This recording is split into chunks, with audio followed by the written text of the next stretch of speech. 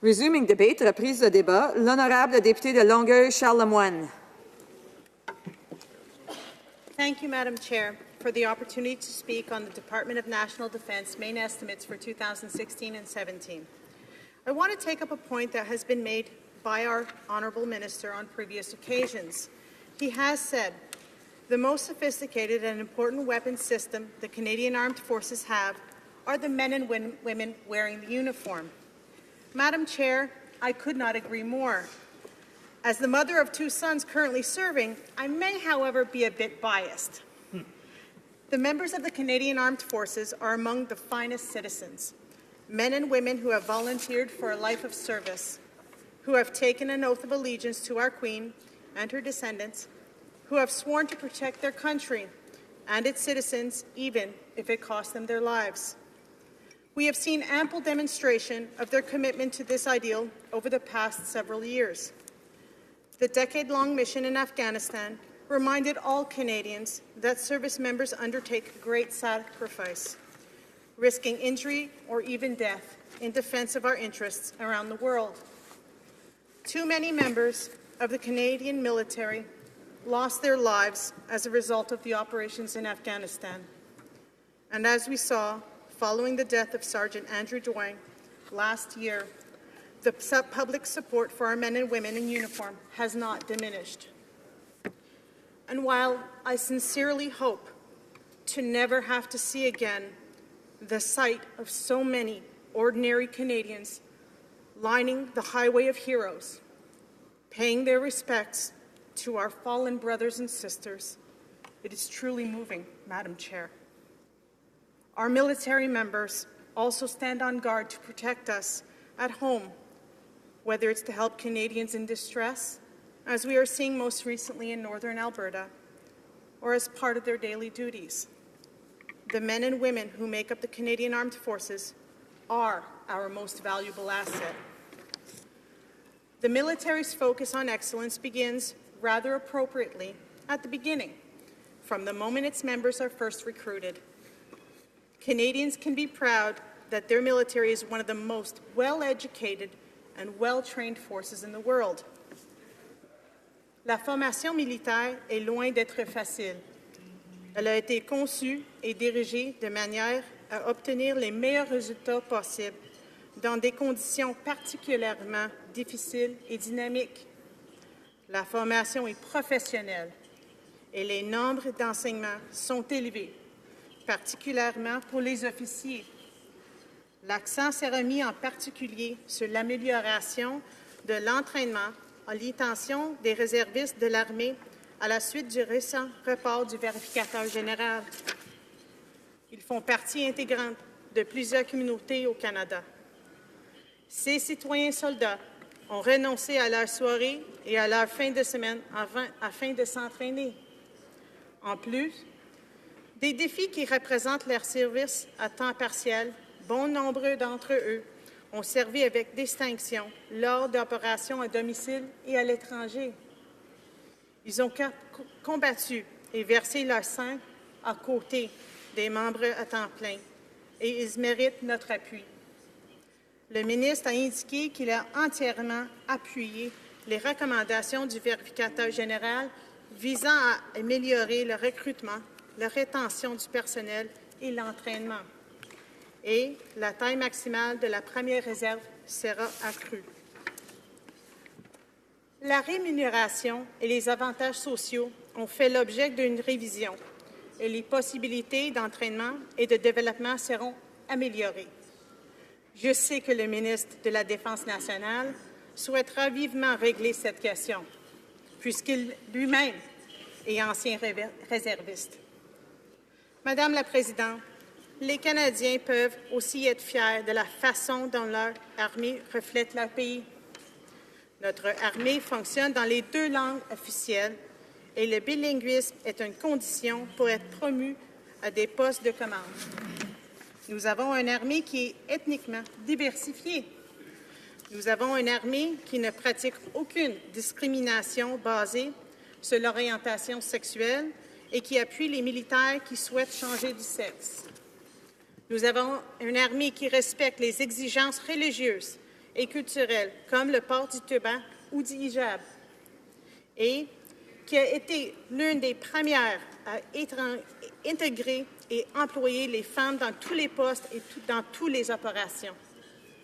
Je constate que le chef d'état-major de la Défense, le général Jonathan Vance, s'est récemment engagé à augmenter la représentation des femmes dans l'armée de 1 % chaque année au cours des 10 prochaines années.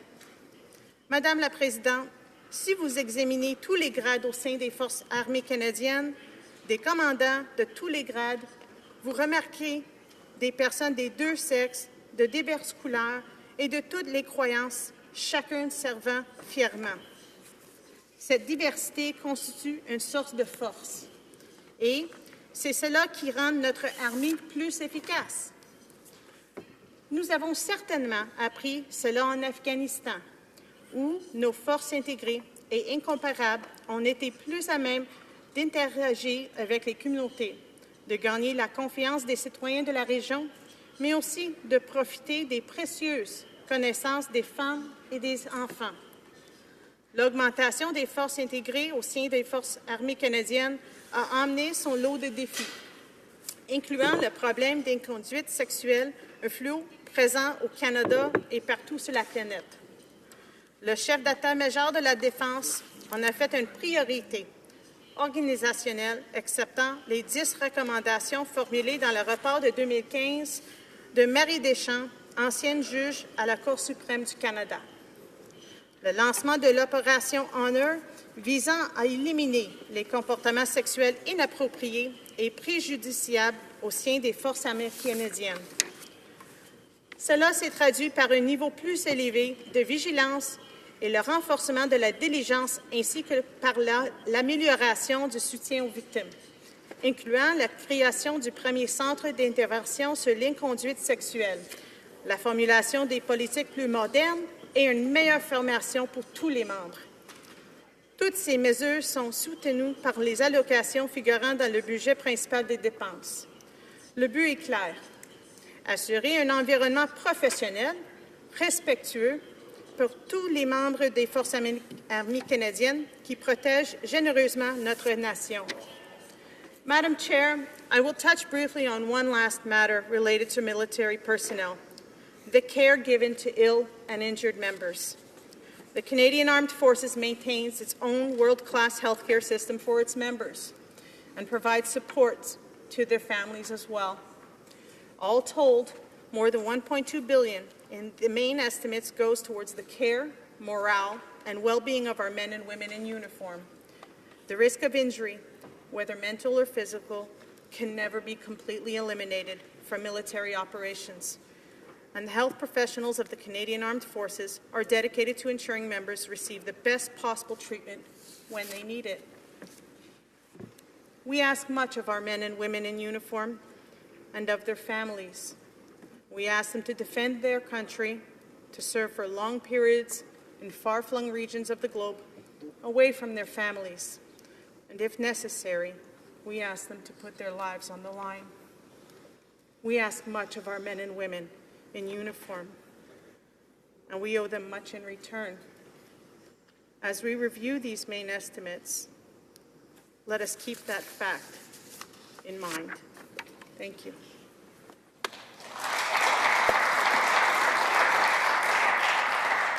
The member now has 6 minutes to pose questions to the minister. Thank you. Madam Chair, I'd like to ask the minister if he could elaborate. In his mandate letter, there was mention of developing a suicide prevention strategy.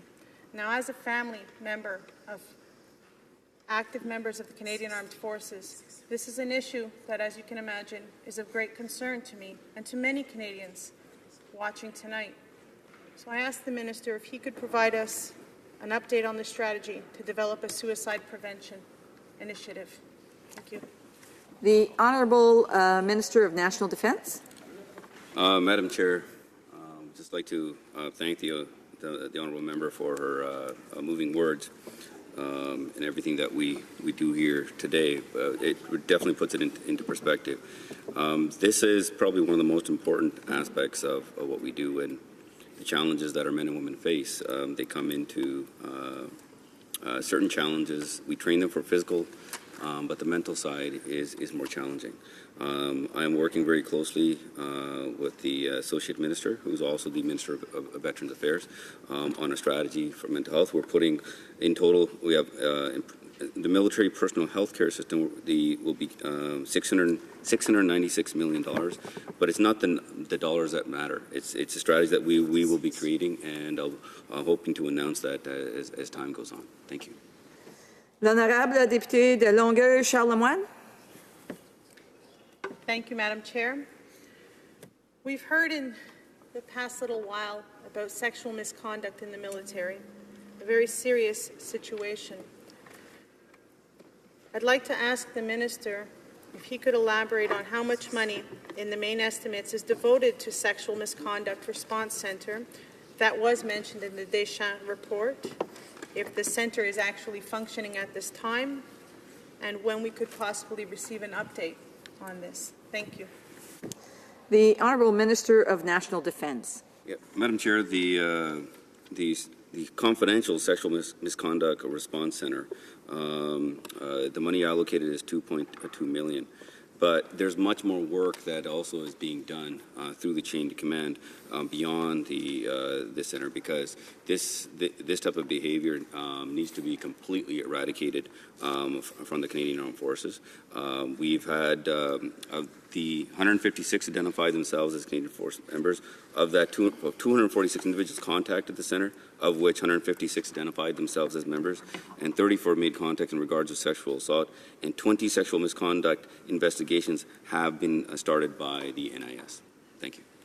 L'honorable député de Longueuil-Charlemagne. Thank you, Madam Chair. We know that when members cannot continue to serve or choose to take off their uniform to return to civilian life, that they face additional challenges in this regard. I'd like to ask the Honourable Minister what money in the main estimates are focused on helping these members transition to civilian life, and if the Minister can tell us how this government plans to honour its commitment to our brave women and men, including our reservists, after they have completed their service. The Honourable Minister of National Defence. Madam Chair, as it's in my mandate letter to work with the Associate Minister as part of that transition from a service member to veteran, we are working on a thorough plan to making sure we have identified in this budget $10.2 million from transition from military life to civilian life.